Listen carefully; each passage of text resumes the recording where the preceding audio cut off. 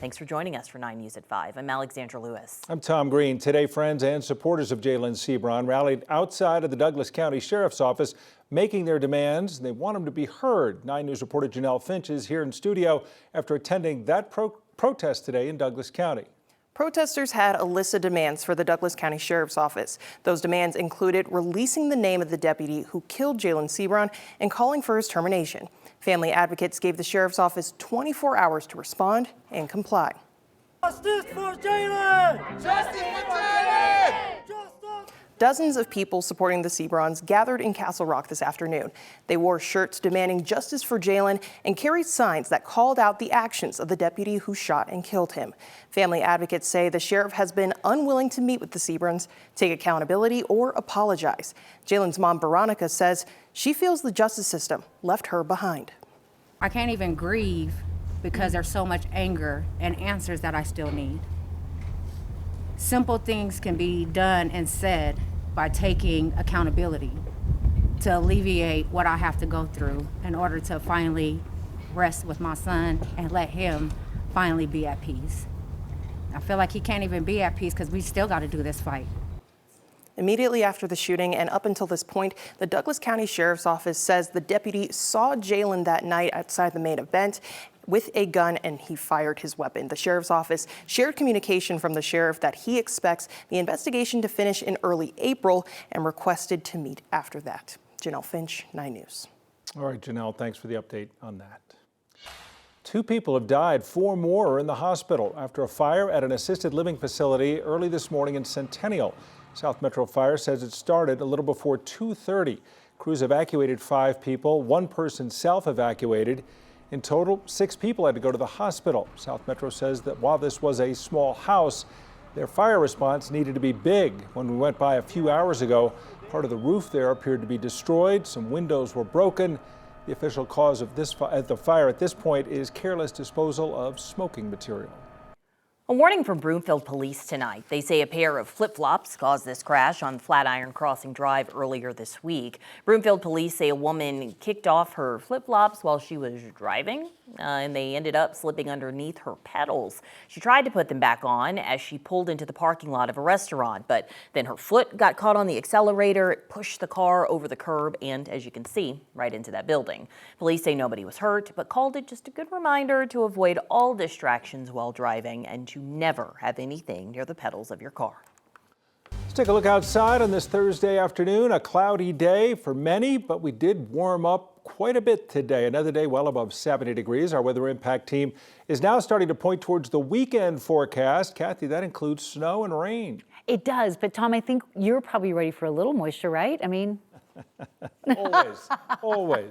yeah, and if you're driving to the mountains this weekend, pay attention to the forecast because snow will certainly be a factor for I-70 travel. Today, the clouds have really been kind of messing with our temperature profile. A mix of clouds and sunshine, and those areas with sunshine topped out at 80. So far in Denver, more clouds than sun, so we've been hovering around 76. Still hoping to break the record of 78. I know it sounds weird to be hopeful for that, but we've been talking about it all week. So these are temperatures outside right now. We have 81 in Lamar, 74 in Denver, 80 in Greeley. When you look at these current readings, consider the average high is about 59. And we've seen this temperature trend all week long. And now comes the wind. The wind is really starting to pick up from Centennial, Castle Rock down to Monument Hill. We will have red flag warnings posted for some areas of southern Colorado in advance of this storm, which will bring cooler weather and rain to Denver as early as tomorrow night. This system's coming in, compact little system, but may have enough cold air support to produce a little snow Sunday morning. A lot of us thinking about planting and getting outdoors and enjoying ourselves, but there's still the chance of cold weather and snow as we move into the first few days of April. I'm telling you about red flag warnings posted for high fire danger, but there's also some rain and snow coming in. The timing and impact of all of that is just ahead. Kathy, thanks.